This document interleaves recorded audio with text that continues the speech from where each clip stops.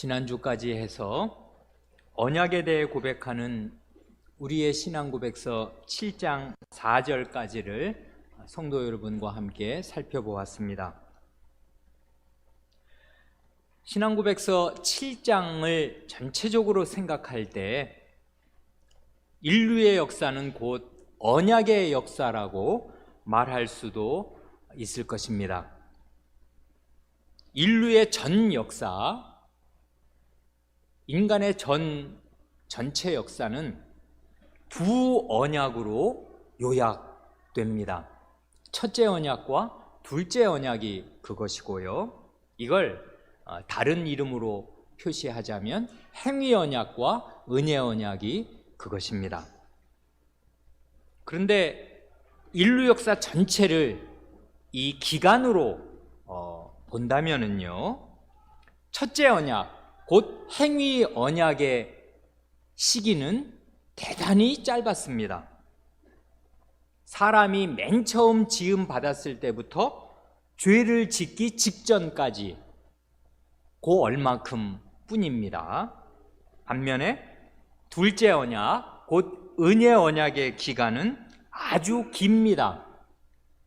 타락, 그 첫 범죄 이후부터 인류 역사의 끝, 곧 우리 주님께서 다시 오시는 그날까지 쭉 이어지는 기간입니다.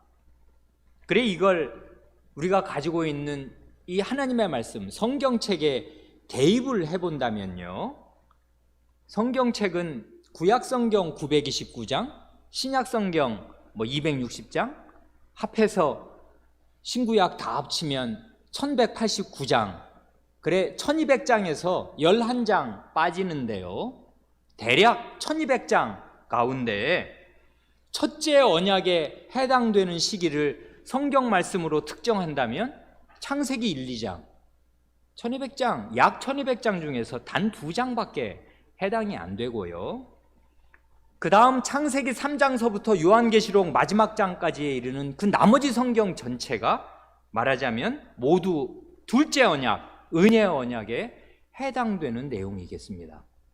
그러니 이게 비율로 따지면은 비교가 안 될 만큼 기간으로 큰 차이가 난다 그것입니다.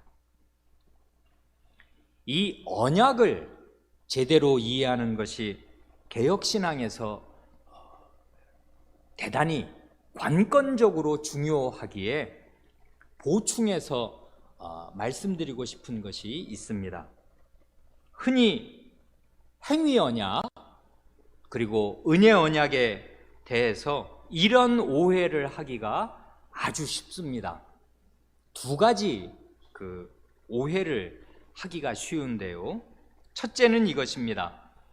행위 언약, 첫째 언약을 생각할 때 사람이 완전하고 전인적인 순종의 행위를 하나님께 바친다고 해서, 그렇다고 하더라도 말이지요, 마치 당연한 권리라도 되듯이 영원한 생명을 그 보상과 대가로 요구할 수 있는 것인가 하면 그것이 아닙니다. 원래 피조물로서 창조주 하나님의 모든 말씀에 순종하는 것은 지당한 일이고요, 문자 그대로 지극히 당연한 일입니다. 그런데 하나님께서 사람에게 단 한 가지 쉬운 조건을 내시고 그걸 지키면 그야말로 영원한 그 복된 생명을 주시겠다고 약속하셨으니 이 하나님의 약속은 조건에 비해서 너무나 과한 것입니다. 너무나 은혜로운 것이라고요. 그래 행위 언약, 이 이름이 행위라고 그래서 이게 굉장히 많은 오해를 이제 그 이후의 역사에 불러일으켰는데요, 행위 언약 자체도 은혜입니다. 은혜. 그래서 이 우리의 신앙 고백을 작성한 분들은 이런 오해를 원래 씻어내려고 그 7장 제1절에서 언약의 그 본질이라는 게 뭐냐, 하나님의 자기 낮추심, 그거다, 하나님 자신을 주심 아니냐, 이렇게 이 언약 전체, 언약 덩어리는 언약은 전체가 은혜 덩어리인 사실 미리 밝히고 시작하였지 않습니까? 그래, 그 다음에 이분들이 이제 그 첫째 언약을 행위 언약이라고 이름을 붙였지만은 그건 이름을 그렇게 붙인 것 뿐이지, 그리고 그 이름이 왕왕 그 후대 역사에 오해를 불러일으켜서 이제 문제가 되었습니다마는 그 행위 언약이라고 하더라도, 이름을 그대로 우리가 쓴다고 하더라도 그 본질을 투시하면은 그것은 은혜의 언약입니다. 근데 이제 이름이 막 섞이면은 이게 안 되니까 행위 언약과 은혜 언약을 이렇게 구분해서 이름 붙인 것 뿐이고 그렇게 이해하는 것 뿐이지, 행위 언약이라고 그래서 내가 이런 행위 했으니까 대가를 주시오 하고 하나님께 뭘 요구할 수 있냐면 요구할 수 있는 게 아니에요. 순종은 당연한 거 아니에요. 창조주께 피조물이 바쳐야 될 순종은 당연한 것인데, 영원히 순종하고 살아야 하는 것인데, 너무나 작은 순종 하나를 조건으로 요구하시면서 그거 지키면은 영원한 생명을 주시겠다 하시니 무슨 행위 언약으로 무슨 그런 보상을 요구하겠냔 말입니다. 행위 언약도 은혜입니다. 은혜 언약이라고요. 이걸 이제 오해하면 안 되는 거 하나 있는데, 둘째로요, 이런 오해를 또 해서는 안 됩니다. 이번에는 은혜 언약이라고 해서 사람이 하나님께 바쳐야 할 완전하고 전인적인 순종의 의무가 은혜 언약에서는 면제되는 것인가 하면 그게 아닙니다. 그게 아니라고요. 아니면 그럼 뭔가? 하나님께서 그 온전한 순종을 이미 죄로 물들고 타락한 죄인으로서는 도무지 내놓을 수가 없으니까 그 순종을 누구에게서 받아내시는가 하면 예수님에게서 받아내신 것 뿐입니다. 그러니까 예수님을 반드시 사람으로 보내셔야 됐다고요. 하늘에 그냥 계셔서는 안 된단 말입니다. 사람에게서 받을, 창조주로서 피조물에게, 이 이성 있는 피조물에게 받을 순종이 있으신 거예요, 하나님께서는. 그래서 첫째 언약 때 그 순종을 안 바치고 멸망하니까 은혜 언약에서는 어쨌든 너희는 못하겠구나, 그럼 됐다, 관둬라, 그냥 내가 다 구원해 줄게, 이렇게 된 것이 아닙니다. 창조주는 언제든지 그 순종을 절대로 포기하시지 않아요. 그래서 순종을 받아내시고 요구하시는데, 그 요구하시는 순종을 누구에게서 온전히 받아내셨는가 하면 사람의 몸을 입혀서 보내신 예수 그리스도에게서 하나님이 원래 요구하시는 완전하고 전인적인 순종을 받아내신 것입니다.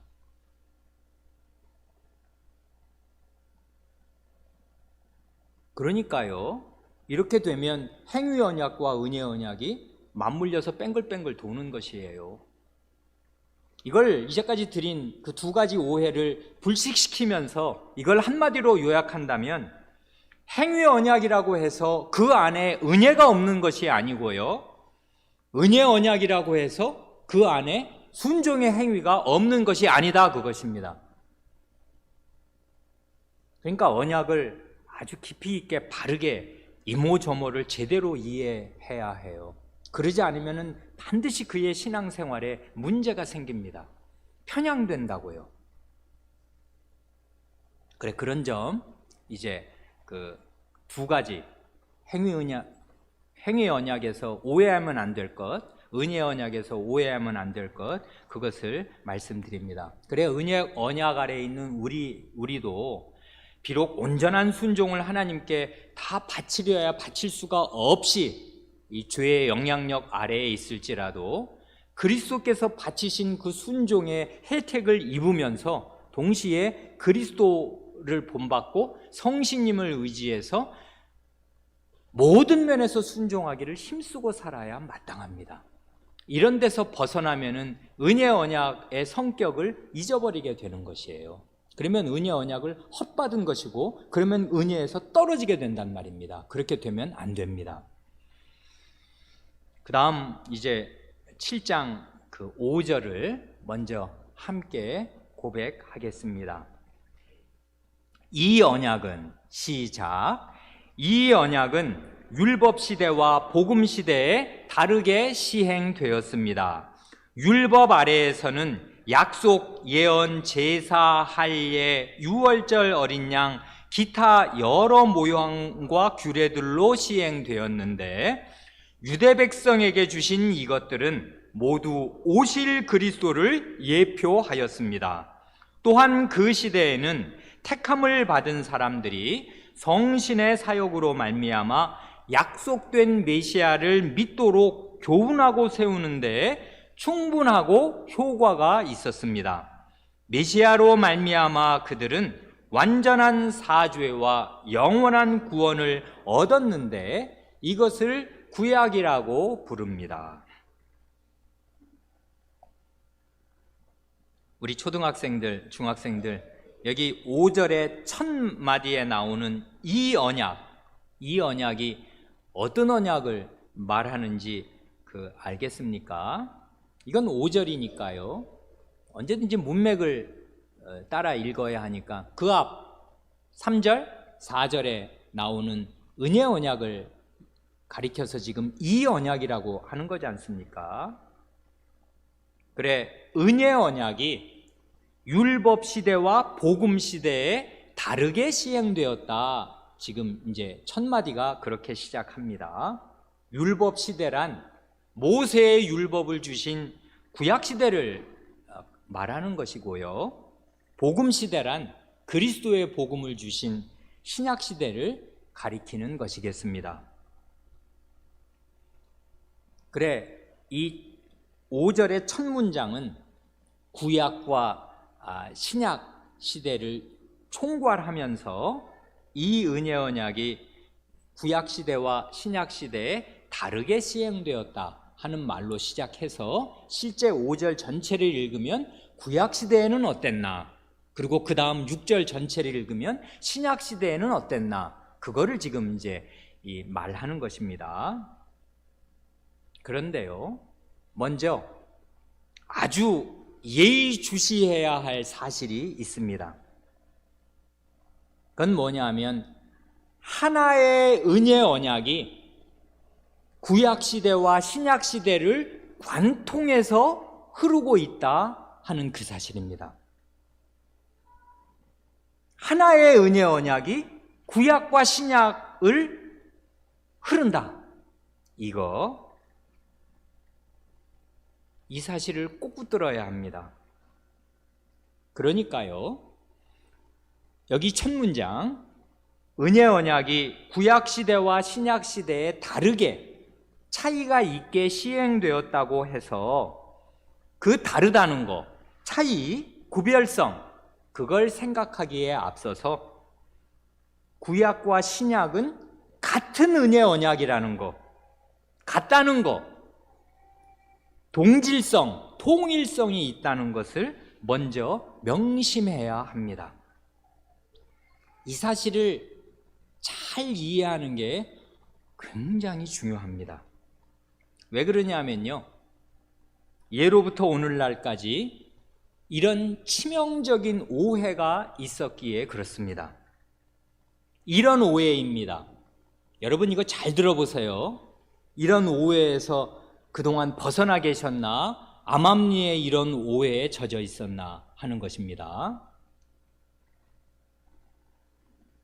오해의 요지는 뭐냐면 하나님께서 구약 시대에는 모세의 율법을 주셔서 그 율법을 지킨 행위로 구원을 얻도록 하신 것이고, 그러나 사람들이 그 율법을 지키는데 실패하니까 신약 시대에는 그리스도를 주셔서 그리스도를 믿는 믿음으로 구원을 얻도록 하신 것이다 하고 암암리에 생각할 수가 있습니다. 이건 완전한 오해라고요. 구약의 율법을 이렇게 오해한 사람들이 누군가 하면 바리새인들이었습니다.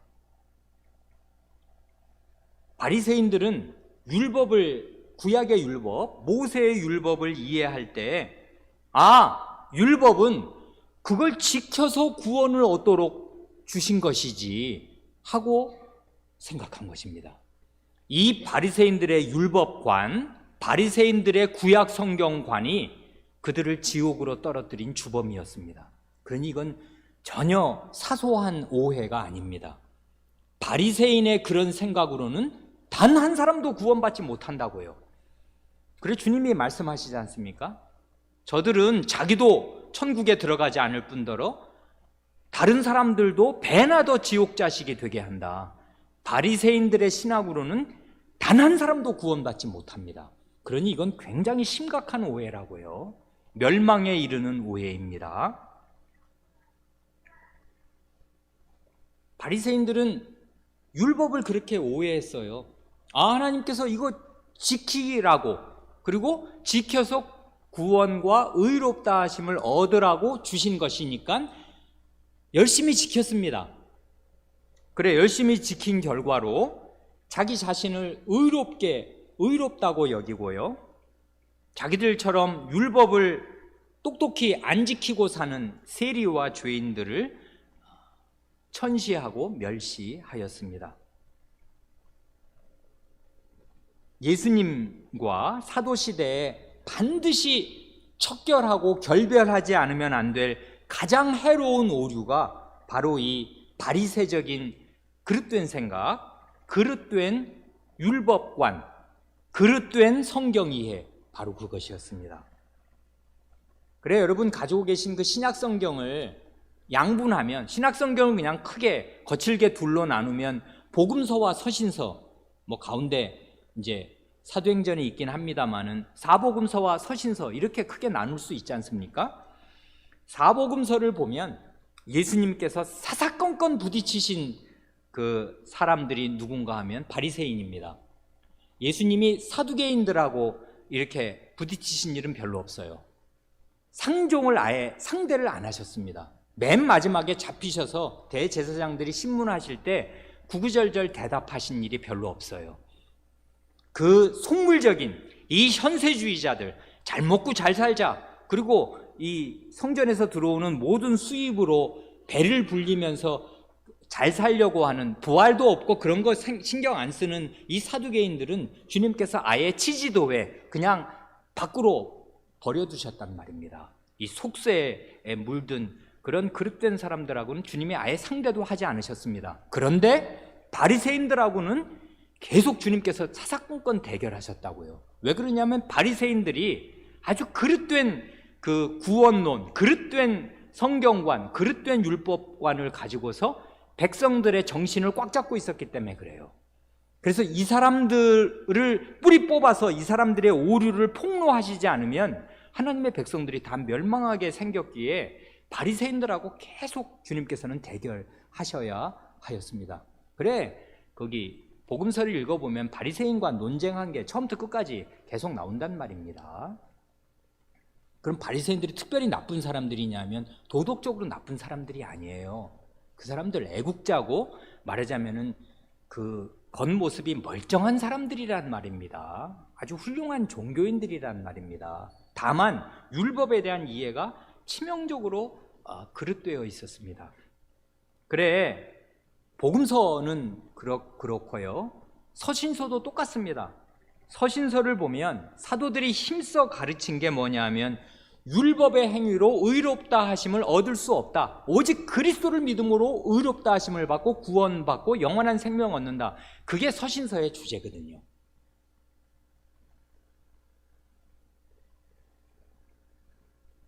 그런데 이걸 오해하는 것입니다.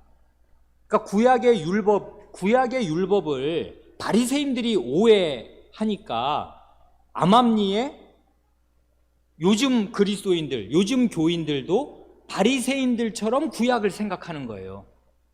어떻게 해요? 이렇게 해요. 특히 우리나라 교인들, 연세 많이 드신 분들, 70대, 60대, 50대 교인들, 50대 신자들은 더더욱 주의하지 않으면 안 됩니다. 왜냐하면 우리 한국교회는 주로 미국 선교사들의 선교를 받아서 기독교가 전파되고 교회가 세워지기 시작한 거 다 아시지 않습니까? 그런데 우리나라에 복음을 전한 미국 선교사들의 다수가 20대에 왔습니다. 굉장히 교육을 잘 받은 양질의 그 엘리트들, 종교 엘리트들이 그 부흥 집회에서 감화를 받고 내 일생 주님에게 드리련다 해서 20대, 30대 때 이제 자원하고서 우리나라로 왔단 말입니다. 그래, 정말 태평양을 건너서 몇 달 배 타고 우리나라 와서 평생을 헌신했는데요. 고맙지요. 그런데 그 우리나라의 복음을 처음 전하였던 그 선교사들에게 영향을 준 중요한 신학이 세대주의였습니다.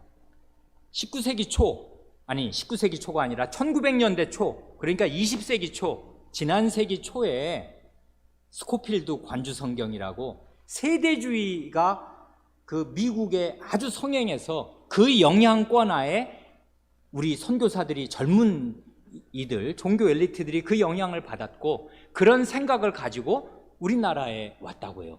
그래, 정말 평양신학교도 세워서 신학교에서 그런 걸 가르쳤단 말입니다. 그러니 그런 선생으로부터 배워서 교육을 받은 목사들이 배출이 되어서 교인들을 가르치니 어떻게 가르쳤냐 하면 바리새인들과 똑같이 가르친 건 아닙니다. 바리새인들처럼 구약의 율법을 지켜서 율법을 다 행해서 구원을 받는다, 이렇게 바리새인들처럼 생각한 것은 아닌데요, 율법을 대하는 관점이 바리새인들하고 비슷했어요. 어떻게 해요? 구약의 율법 왜 주셨나? 그거 지켜서 의를 얻도록 그렇게 주신 거지. 그런데 그건 원래 소용없는 거 아니야. 율법을 지켜서 구원 얻을 사람은 없거든. 그러니 구약의 율법은 소용없는 것. 그래서 주로 신약에 집중했다고요. 모세 율법 읽어봐야 별 소용이 없어요. 그래서 우리나라에 아주 특징적인 기독교인들이 형성된 것입니다. 구약에 대한 무지.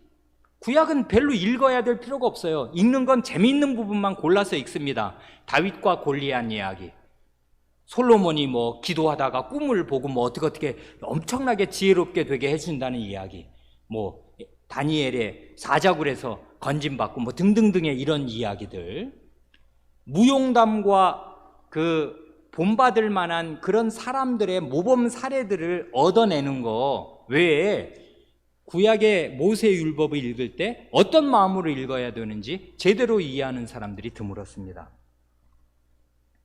그래, 구약 성경을 잘 안 가르치고 잘 안 배웠다고요.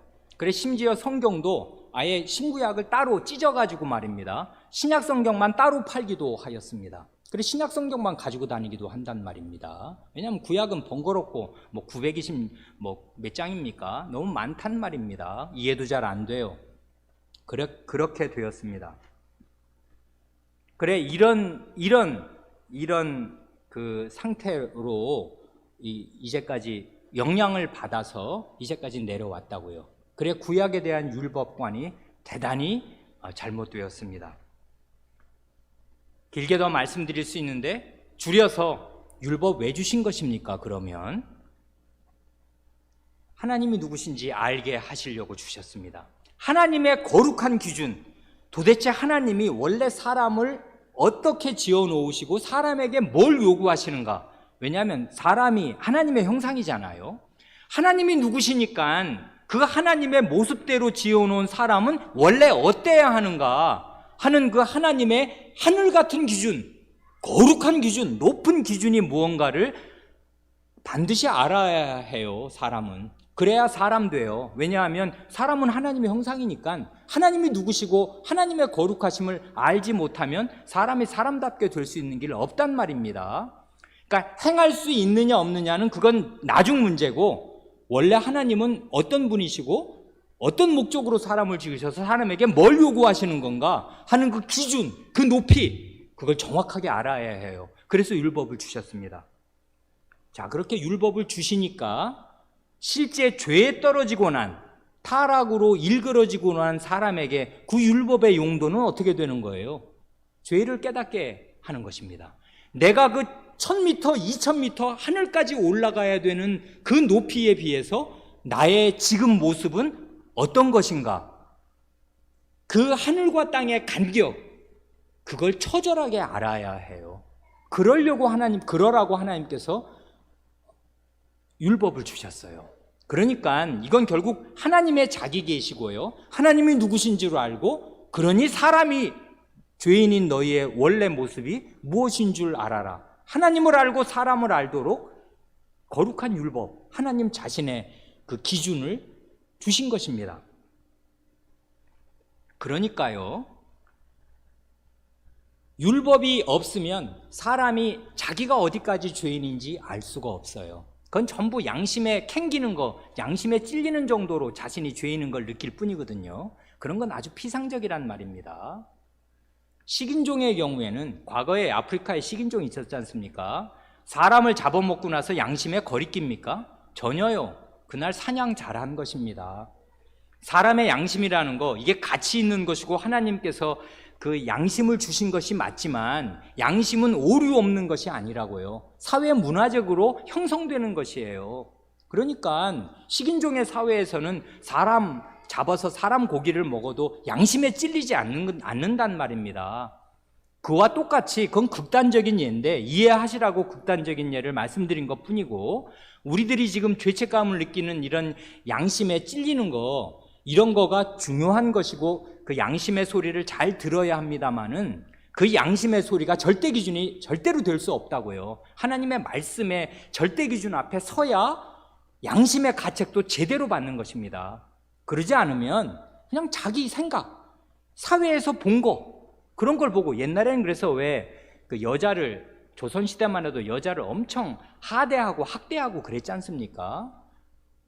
그리고 부인을 두세 두고, 이러는 게 전혀 양심에 거리끼지 않았단 말입니다. 그렇지 않습니까? 첩시를 두고 살아도 다 그러니까, 양반들은, 돈 있는 사람들은. 그런 건 하나도 양심에 거리끼는 일이 아니었단 말입니다. 그런데 지금은 어떤 사람이라도 첩을 두고 살면 다 손가락질 받고, 저 사람 뭐냐, 그렇게 나쁜 사람이고 참 못할 짓 한다, 이렇게 다 아는 것 아닙니까? 그러니까 양심이 사회 문화를 따라서 계속 바뀐다고요. 양심의 가책이라는 것도. 그러니까 그런 기준이 중요한 게 아니라 하나님의 법, 하나님의 율법의 기준으로 자기를 비추어야 자기의 한없이 낮은 땅에 붙은 죄인의 모습을 알게 됩니다. 그래, 율법을 잘 모르면은요, 죄에 대한 이해가 피상적이고 천박해져요. 죄에 대한 이해가 피상적이고 천박해지면 필연 복음에 대한 이해가 피상적이고 천박해집니다. 이게 한국 교회의 고질병이에요. 피상성과 천박성. 예수님 믿는 데입니다. 왜 믿어야 되는지를 몰라요. 죄의 깊이를 알아야 예수님이 얼마나 능력 있게 나를 그 죄에서 건지시는 분인가를 제대로 이해해야 할 텐데, 구약을 모르니, 하나님의 기준을 모르니 자기가 어디까지 죄인인지를 잘 알 수 없고 절실하게 알 수 없으니 적당하게 그리스도가 필요한 것입니다. 자기가 말기 암 환자인 줄을 모르고 감기 몸살에 걸린 사람이라고 생각하고 그 약을 먹는 것이에요. 예수님은 겨우 감기 몸살 약이 아니란 말입니다. 우리를 불치병으로부터 건져줄 의사요, 영원한 약이신데, 예수님의 가치와 진가를, 자기 죄의 깊이를 모르면 제대로 알 수가 없어요. 복음을 제대로 이해할 수가 없다, 그 말입니다. 그래, 이 점 말하자면 율법에 대한 바른 이해, 구약에 대한 바른 이해가 굉장히 중요합니다.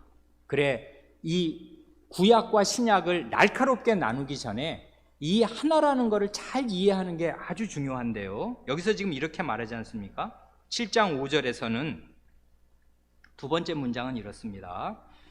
율법 아래에서는 약속 예언 제사 할례 유월절 어린 양 기타 여러 모형과 규례들로 시행되었는데, 뭐가요? 은혜 언약이 이러이러한 다양한 규례들로 시행되었는데, 유대 백성에게 주신 이것들은 모두 오실 그리스도를 예표, 미리 표시하였습니다. 또한 그 시대, 구약 시대에는 택함을 받은 사람들이 성신의 사역으로 말미암아 약속된 메시아를 믿도록 교훈하고 세우는데 이런 규례들이, 이런 모형들이 충분한 효과가 있었습니다. 그래 메시아로 말미암아 구약시대 신자들은 완전한 사죄와 영원한 구원을 얻었는데 이것을 구약이라고 부릅니다. 하지 않습니까? 이걸 잘 보면요, 저는 이게 구약과 신약의 차이를 말하는 거야, 같은 걸 말하는 거야, 잘 구별이 안 될 만큼요, 같은 점과 차이점을 동시에 말하고 있음을 알게 돼요. 그러지 않습니까? 구약도 은혜 언약이기에 하나님의 은혜를 계속 가르쳐요. 은혜의 핵심은 뭔데요? 그리스도와 성신 아니에요. 그리스도를 가르친단 말입니다. 그리고 성신의 사역으로 말미암아 그리스도를 믿도록 하셔요.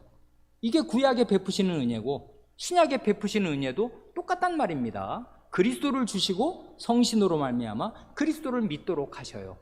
그러니 구약이나 신약이나 구원받는 방법은 하나입니다. 똑같아요.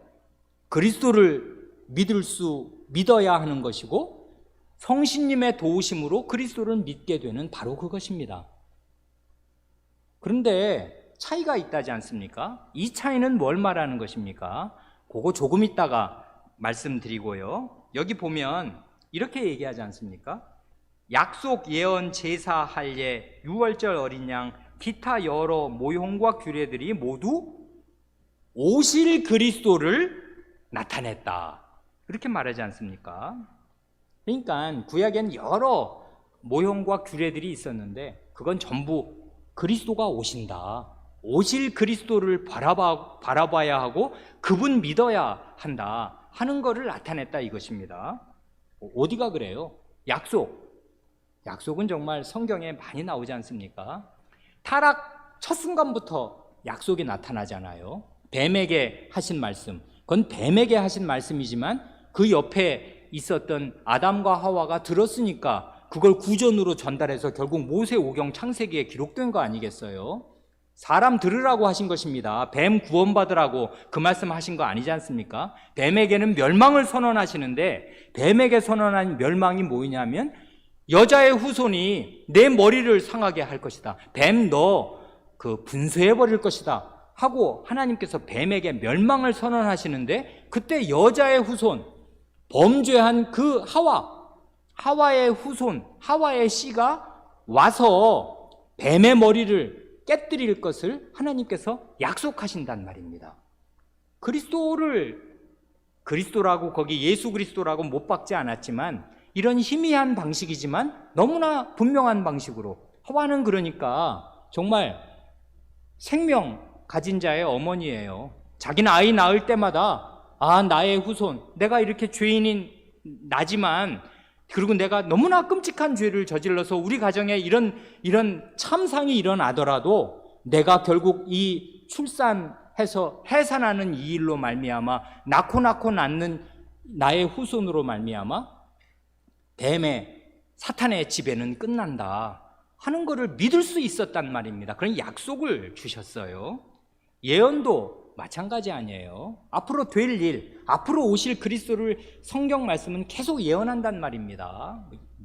예언서는 꽉 차 있잖아요. 오실 그리스도로. 사실은 예언서뿐 아니라 모세의 신명기도 가만히 보면 하나님의 사죄를 예언하거든요. 하나님께서 너희의 죄를 씻으실 날이 온다. 너희의 죄, 패역한 걸 봤단 말입니다. 가망 없는 그 패역성을 보고서 이건 하나님의 사죄하심 없이는 이건 아무 가망이 없는 백성이구나. 모세는 진절이나게 40년을 겪은 것입니다. 인간의 죄가 어디까지 미쳤는가를 겪은 끝에 이건 하나님의 사죄가 없이는 해결이 안 된다. 근데 그 하나님의 사죄가 온다 하는 사실을 신명기에 예언하고 죽었습니다.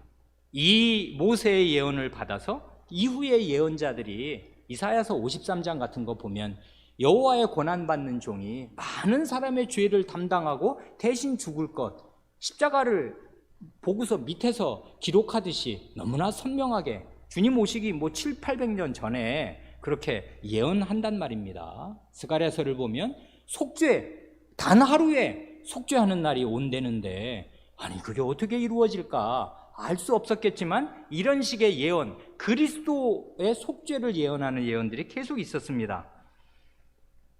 제사는 더 말할 것도 없지 않습니까? 죄인들은 하나님께 제사 드리러 나와야 속죄를 받는데 제사 제도는 너무나 그림처럼 선명하게 보여준단 말입니다. 죄는 내가 지었는데 나 대신 죽어나가는 제물이 있어요. 그리고 비명을 지른단 말입니다. 염소든지 뭐 소든지 양이든지 그 불쌍한 그 힘없는 그 제물이 말이죠, 내 죄를 대신 지고서 피를 흘리고 죽어나가서 그 불태워지는 그런 장면을 죄인은 보아야 했어요. 그러니까 그건 죄와 사죄, 이걸 명징하게 보여주는 거 아닙니까? 모세 이래로 주님 오시는 그때까지 제단의 불이 끊어지지 않고 계속 이 속죄의 제사, 속건 제사가 드려지면서 죄를 사해 주실 그분이 오신다는 거, 이런 식으로 알려주었습니다. 할례는 명백한 것이지 않습니까? 육신의 몸, 죄에 물든 너의 타락한 육신 잘라내는 거지. 죄를 붙이고 살면 하나님 백성은 못 되는 것이지. 죄의 몸 피를 내서라도 잘라내거라 하고서 이건 회개하고 육신, 타락한 육신을 잘라낸 거룩한 하나님 백성을 하나님이 만드셔야겠다 하는 것을 표상하는 예식이란 말입니다. 구약시대 하나님의 백성이 되는 길은 이 길밖에 없단 말입니다. 나자마자 할례를 행하게 하셔서 죄로 물든 육신과 절연하고서 하나님께로 향하도록 죄를 깨닫게 하셨단 말입니다. 유월절 어린 양은 명명백백한 것 아닙니까? 지긋지긋한 몇백 년의 그 죄의 노예 상태에서 해방되는 이 일은 어떻게 오는가 하면 어린 양의 피로 옵니다. 그거 안 바르면 노예 상태로 죽습니다. 애굽에서 죽어요, 정말로. 그거는 애굽 사람이나 이스라엘 사람이나 차별이 없이 모든 죄인에게 이 여호와의 사자가 들이닥칠 것인데, 유월절 어린 양의 피를 발라서 이 노예 상태의 끝, 이제 그 하나님의 백성 시작, 이게 되도록 그렇게 하셨단 말입니다. 여러 모형, 성전이 명백한 거지 않습니까? 성전은 전체적으로 하나님의 거룩하심과 사람의 죄를 일깨워주는 너무나 신비한 장치잖아요. 죄인은 하나님께 근접할 수 없다. 그럼에도 불구하고 하나님께서 죄인 한복판에 오셔서 죄인과 함께 사시려 하니 함부로 죄를 적지덕지 묻힌 채로 하나님께 나오면 죽는 것입니다. 성전에는 다 그 규격이 있어서 이방인의 뜰이 있고, 어디까지 여자들이 어디까지 올 수 있는 데가 있고, 하나님 백성이 올 수 있는 데가 있고, 그러나 하나님 백성이라도 들어갈 수 없는 데가 있고, 제사장만 들어갈 수 있는 데가 있고, 대제사장만 들어갈 수 있는 데가 있고, 하나님의 지극히 거룩하심, 그리고 죄에 떨어진 인간, 이런 인간과 하나님이 어떤 방식으로 만나실 수 있는가 하는 걸 이걸 실물로, 그림으로 보여준단 말입니다, 성전은. 그리고 규례들, 구약은 규례들로 꽉 차 있지 않습니까? 이 절기들 많잖아요. 유월절, 오순절, 초막절, 혹은 대속죄일 같은 거 7월 10일, 이러면은 이스라엘 온 백성의 죄가 하루에 어떻게 씻겨지는가를 너무나 잘 보여준단 말입니다. 이게 다 뭘 말해요? 죄, 하나님 백성의 멸망으로 이르는 그 죄의 본질이 무엇이고, 이게 어떻게 해결되지 않으면 안 될 것인가를 일관되게 가르치면서 이 죄를 해결해 줄 메시아 그리스도가 오신다, 이거를, 이 모든 것은 가르쳐 준단 말입니다. 그런데 희한한 것이 여기 있지 않습니까? 성신의 사역으로 이 약속된 오실 메시아를 믿도록 교훈하고 이 백성을 믿음으로 세우는데 이건 충분하고 효과가 있었다. 그런데 그 앞에 단서가 있잖아요. 택함을 받은 사람들, 이것입니다. 그러니까요, 구약의 이 약속을, 구약 이스라엘 백성이라면 이런 약속을 모르는 사람은 없잖아요. 다 안단 말입니다. 그리고 제사 참여 안 해본 사람 하나도 없을 거 아닙니까? 다 제사에 참여했단 말입니다. 유월절 어린 양, 양고기 다 먹어요. 온 백성이. 성전 예배 다 참석합니다. 그런데 택한 백성만 이렇게 돼요. 이거 어쩐 일입니까?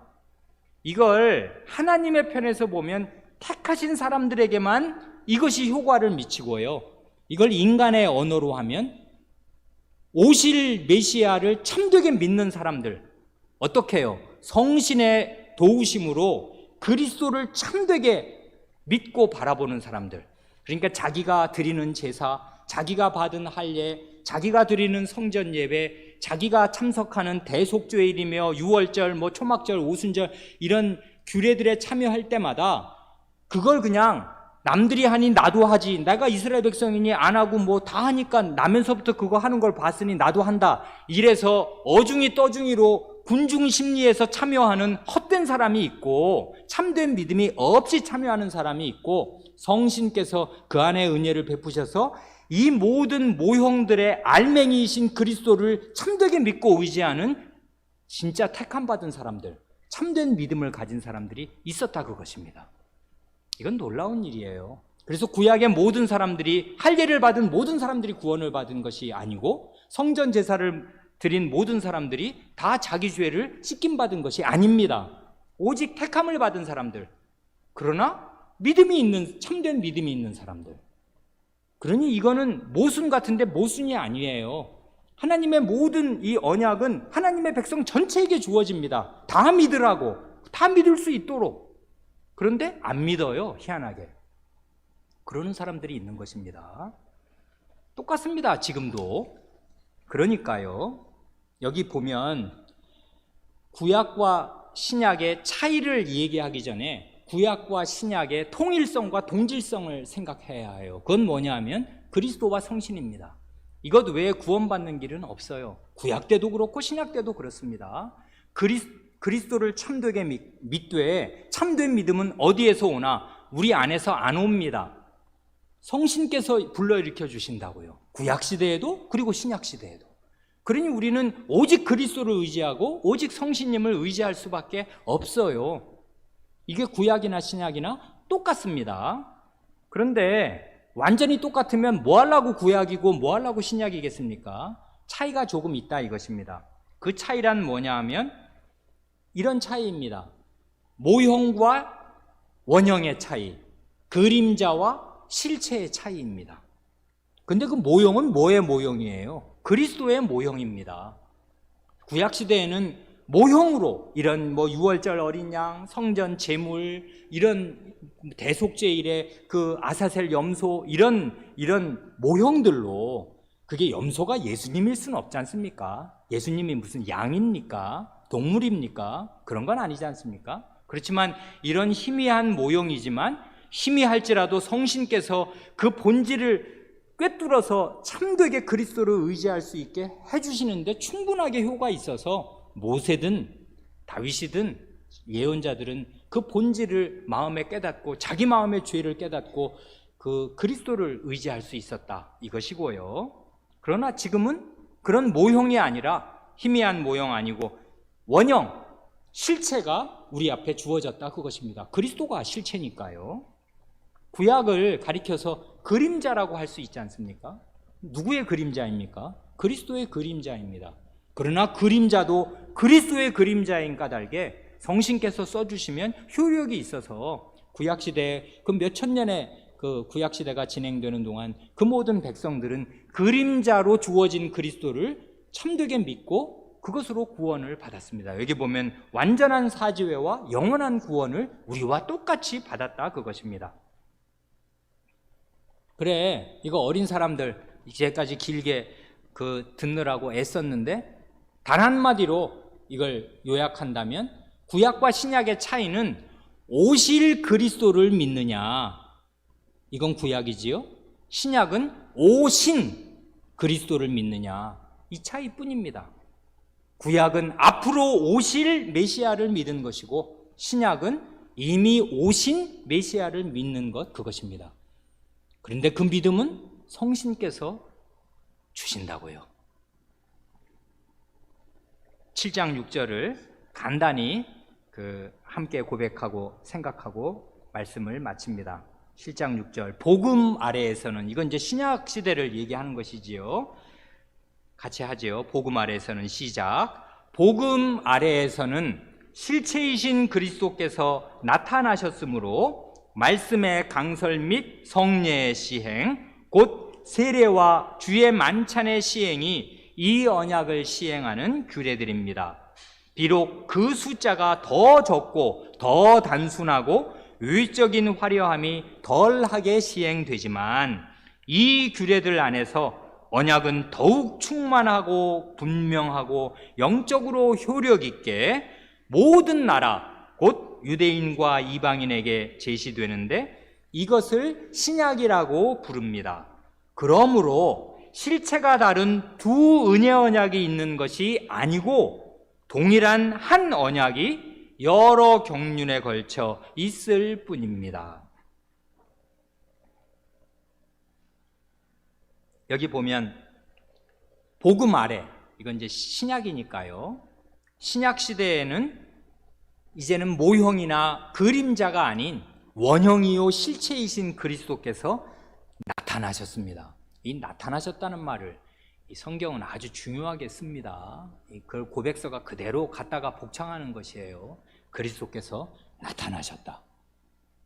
우리 눈에 보이는 실물로 그리스도께서 원형과 실체가 우리 앞에 나타나셨습니다. 그 결과로 신약 시대의 규례는 딱 두 가지 뿐입니다. 뭐와 뭡니까? 말씀과 성례라고요. 성례에는 당연히 세례와 성찬 두 가지가 들어 있습니다. 말씀과 성례 두 가지 규례로 규례가 단순화하였습니다. 이제 교회에 3대 표지할 때 말씀, 성례, 권징하는데요.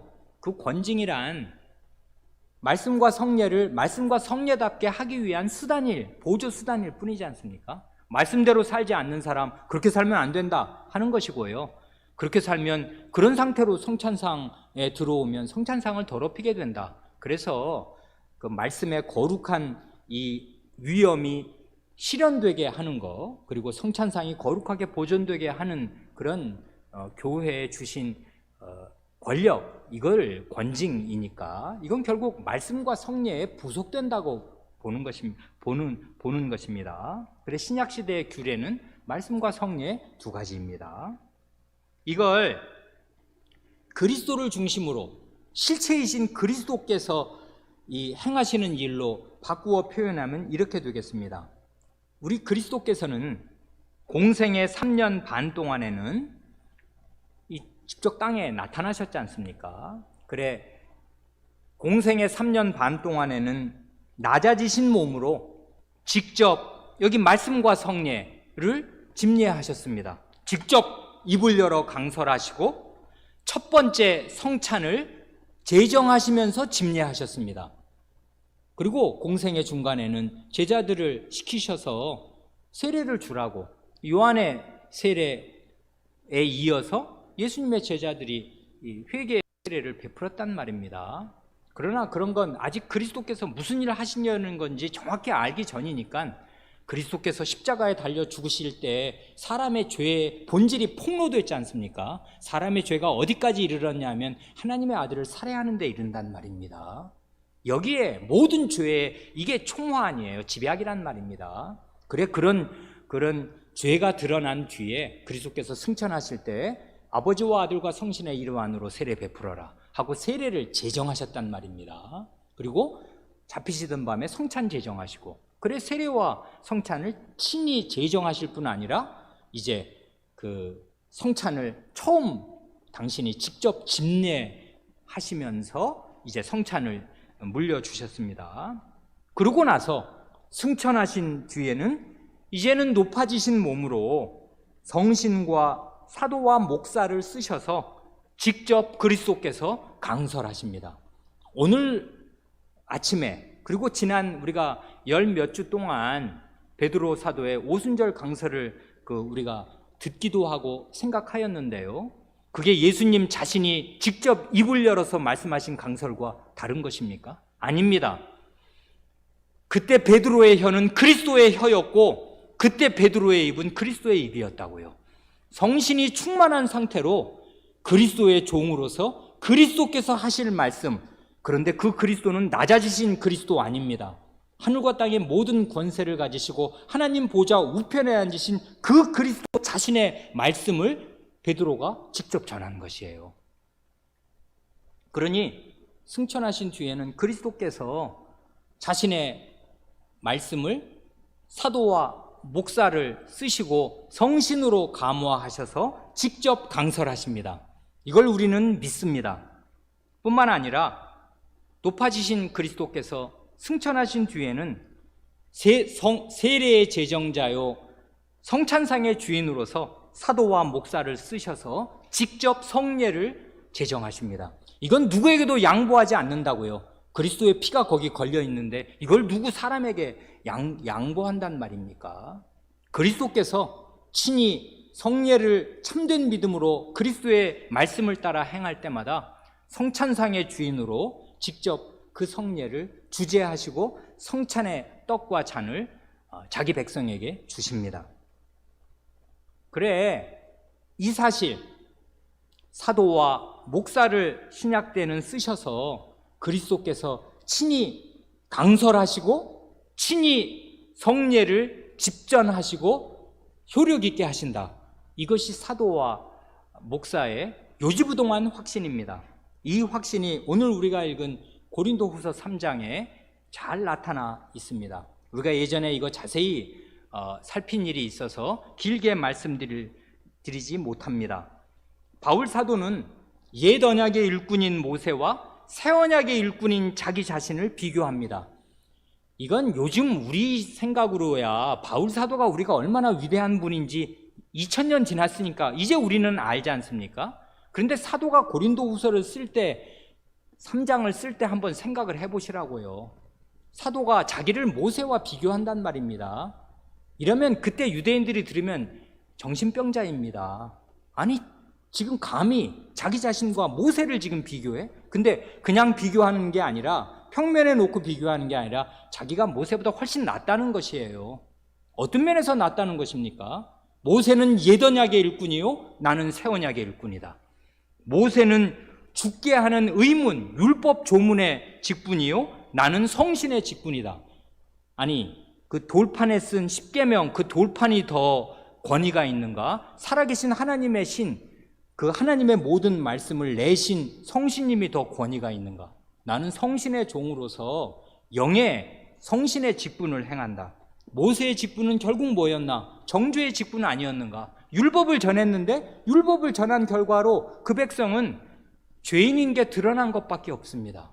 그렇지 않습니까? 구약시대의 모든 사람들은 율법을 받고 지킬 수가 없었단 말입니다. 그러다가 나중에 지킬 수 없다 못해 나중에는 바리새인 시대까지 오면, 예수님 시대까지 오면 어디까지 땅바닥에 떨어졌냐 하면은 하도 지킬 수 없다 보니, 아니 지킬 수 없긴 뭐가 지킬 수 없어. 지킬 수 있는 거지. 지킬 수 있으니까 주신 거지. 지켜보자 해가지고 율법의 새 칙을 자기 식대로 막 몇백 가지를 만들어서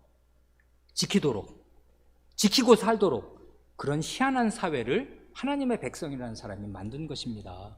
그러니 그런 율법, 그 모세의 그런 그 율법 조문의 직분, 죽게 하는 직분보다, 정죄의 직분보다 나는 그리스도로 말미암은 의롭다 하심을 받는 이 도리를 전하는 의의 직분자 아니냐. 그러니 모세의 영광이 사실은 없어질 영광으로서 그게 영광이 없는 게 아니어서 모세 얼굴이 빛났지만 그건 결국 없어질 영광이어서 그것도 영광이라면 영광이고 영광인데 내가 가진 이 직분의 영광은 길이 있을 영원한 영광이다. 이렇게 얘기하는 것입니다. 그러니 오늘 우리는 이걸 읽으면 그렇겠다 싶지만 당시에 바울 사도가 모세와 자기를 비교하면서 신약의 사도, 신약의 그리스도의 복음을 전하는 자기가 어떤 확신과 뭘 하는가, 그걸 요지부동하게 확신하고 이렇게 말한 것입니다. 그래 여기 보면 언약은 신약시대에 와서 구약시대에 비해서 더욱 충만하고 분명하고 영적으로 효력 있게 나타난다 합니다. 구약시대보다 성신이 구약시대에는 한 방울 한 방울 이렇게 역사하셨다면 지금은 아예 쏟아지고 부어진다고 표시하지 않습니까? 성신을 부어주신다고 말할 때 성신의 충만함을 하나님께서 허락하시기를 기뻐하셔서 신약시대는 그야말로 성신이 부어지는 시대입니다. 충만한 성신의 감화가 있는 시대입니다. 그리고 그리스도께서 이제는 그림자 아니요, 양의 모습이 아니요, 성전의 모습이 아니라 그리스도 자신이 나타나시고 이제는 아예 하늘과 땅의 모든 권세를 가지신 높으신 권세로 인간의 언어로 확실하게 자신이 이룬 모든 일을 명명백백하게 천명하셔서 구원받는 도리, 영생의 도리를 확연하게 가르치시는 그런 시대이므로 분명하게 구원의 도리, 영생의 도리가 나타났습니다. 성신께서 충만하게 역사하심으로 영적으로 구약시대보다 훨씬 더 효력이 있습니다. 또 하나 중요하게 지적하는 것이 모든 나라입니다. 구약시대에는 하나님의 구원이 어찌됐든 간에 유대인 한민족에게만 국한된 거 아니에요. 구원받는 길은 유대인으로 사는 길밖에 없었습니다. 그래서 이방인의 구원이 완전히 배제된 것은 아니었지만 햇사람 우리아 같은 사람, 그러려면 개종을 해야 돼요. 할례를 받고 이스라엘 들어와서 이스라엘 율법 지키면서 살아야 되는 것입니다. 그런데 지금은 그렇지 않고 전 세계 모든 나라 사람들이 이스라엘로 갈 필요가 없이 있는 그 자리에서 높이 드신 그리스도의 직접 하시는 강서를 들으며 그리스도의 몸과 피를 받으며 그리스도의 피로 씻김을 받으면서 그리스도인으로 살 수 있게 되었습니다. 이게 신약시대의 영광입니다. 이게 은혜의 언약이 이제 구약과 신약의 차이가 있는 점입니다. 그러니 우리는 이 차이점을 무시하지 않으면서 동시에 본질에서는 똑같다. 구약 때나 신약 때나 은혜의 언약이다. 그러니 우리가 우리의 죄된 모습을 더 바르게 알고 우리의 구원자이신 그리스도의 위력과 은혜를 제대로 알려면 구약을 알아야 해요. 열심히 구약을 배워야 합니다. 그래, 내가 너희에게 분부한 모든 것을 가르쳐 지키게 하라 그럴 때 그 말씀을 받은 사도가 오순절에 사도행전 2장을 한번 읽어보시고 1장을 한번 단 2장만 읽어보세요. 거기 구약이 어디 언급되나 구약으로 꽉 차 있어요. 그래서 사도는 충실한 구약에 대한 이해 위에서 그리스도를 전한 것입니다. 구약을 모르면 신약 당연히 모릅니다. 구약을 모르면 신약의 그리스도 알 수가 없어요. 그러니 이만큼 우리 교계 형편이 천박하게 된 때에 우리는 이 신앙 고백 위에 서서 구약의 말씀, 은혜 언약의 말씀을 부지런히 배우고 다 배워서 이제 그리스도의 크신 은혜를 더 충분하게 받기를 원합니다. 기도 드리시겠습니다.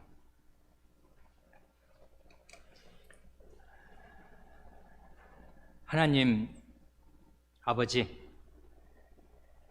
죄인인 저희에게 이렇게 귀한 은혜의 언약을 베푸실 때 맨 처음 사람을 죄 없이 지으셨을 때도 너무나 선하고 너무나 분에 넘치는 은혜를 약속하시더니 이제는 그것을 아무것도 내어놓을 수 없는 완전한 죄인, 영원한 지옥에 가야 마땅한 죄인을 영원히 죽음에서 건지시고 멸망에서 건지시기 위하여 아드님을 주시고 성신님을 주시면서 이렇게 구원으로 저희를 인도하시니 하나님의 은혜는 철저하고 하나님의 은혜는 완전하오며 그러나 저희의 죄는 깊고 깊사옵니다. 그러니 저희에게 하나님의 모든 말씀을 다 배울 마음을 주시고 구약에 나타난 하나님의 높은 기준을 점점 더 배워 알게 하시며 그리하여 저희의 웨스민스터 대우리 문답을 작성한 저희의 믿음의 선조들이 하나님의 10마디 말씀을 얼마나 깊고 철저하게 이해했는가를 본받아서 저희도 하나님의 10마디 말씀과 구약의 모든 말씀의 깊이를 바르게 체득하게 하시고 그럼으로써 저희가 얼마나 헐수할 수 없는 죄인인가를 알게 하시고 그러므로 자기 긍정의 마음, 자기를 인정하고 나타내려는 그 더러운 욕심을 날마다 죽이고 못 받게 하시고 오직 그리스도로 살게 하시며 오직 성신으로 살게 하셔서 죄로 죽을 저희 몸에 그리스도가 나타나시고 그리스도의 형상이 빚어지게 하시옵소서. 그러므로 저희의 가정과 그러므로 저희의 교회 안에 그리스도의 인격, 그리스도의 모습, 그리스도의 형상이 더욱 많이 나타나고 성신의 열매가 더욱 많이 맺혀지게 하시옵소서. 이것이 몽상이 아니요, 이것이 관념이 아니요, 이것이 뚱구름 같은 것이 아니라 하나님의 약속이므로 반드시 이 약속이 이루어질 것인데, 그러나 자기의 인격과 자기의 가정과 자기의 교회 안에서 이것을 맛보지 못하고 이 약속의 실체에서 배제되는 사람, 스스로 떨어져 나가는 사람이 한 사람도 없게 하시옵소서. 우리 구주 예수님의 이름으로 기도합니다. 아멘.